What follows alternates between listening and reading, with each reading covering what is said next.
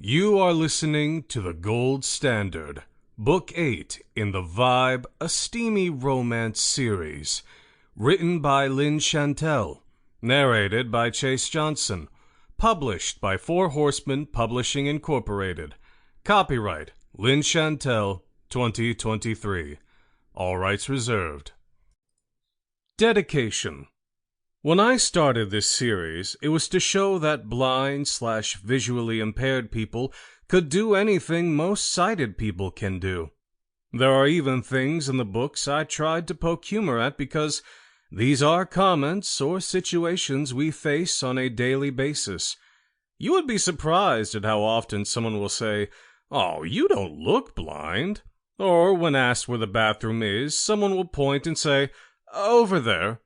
There are even times when a sighted person will try to help us sit in a chair or put our seatbelt on for us. I've even had someone offer to help me wipe in the bathroom. And most recently, someone asked if I needed help putting on my belt in my pants. Yes, these are all things that have happened and will happen again. Sitting is easy. Finding the chair in an unfamiliar location is a challenge. Putting on a seatbelt is easy, and most of us have been wiping our own butts since we were 3.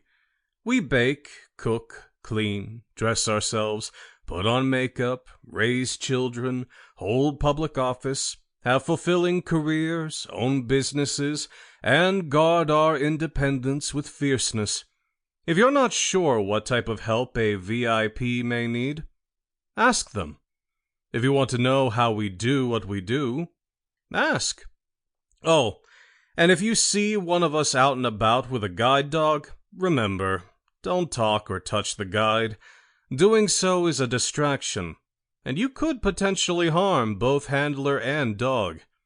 First, thank you to everyone who helped in the making of this book. My publisher, editors, and those whose brains I picked for research. Also, I'd like to take a moment to say a special thank you to Southwest Florida Council of the Blind. They are a fantastic bunch, and I am so glad to be able to call them friends. Finally, for the readers, thank you for joining me on this journey. You have truly made it memorable. Prologue. Troy Curtis smiled as he wheeled up next to the trim man dressed in a dark wool coat and fedora. The hat was pulled low, keeping the man's features shadowed. Both trailed behind a plump, older woman in a sleek navy blue pantsuit. She proffered a key to a barred door. On the other side of the bars were rows and rows of floor-to-ceiling safety deposit boxes of all shapes and sizes. She held the door open, allowing Troy to propel forward. His companion stepped in behind. Knowing the procedures from past visits, Troy wheeled toward the waist-high wood drawer, parked the handbrake on his wheelchair, and stood. Using the cabinet for additional balance, he scrawled his name on the line, then turned to the woman, key in hand. She took his key, and hers, before inserting both into a 10 by 12 box on his left and just shoulder height of the bank employee. She removed her key. "Would you like me to remove the box, or bring it into one of the privacy rooms?" she queried. Troy shook his head as he carefully made his way the scant 3 feet to his box. He carefully removed the container, leaving his key.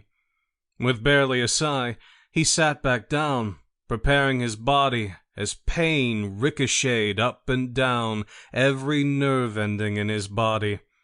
He only breathed as he released the handbrake and turned his chair.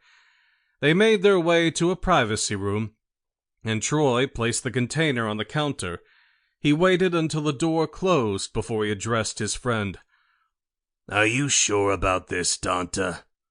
His companion, Danta, loosened his scarf as he nodded, revealing full lips with a hint of a smile. "This is the only way." He pushed his hat back. Now, Troy read a mixture of Sample complete. Ready to continue?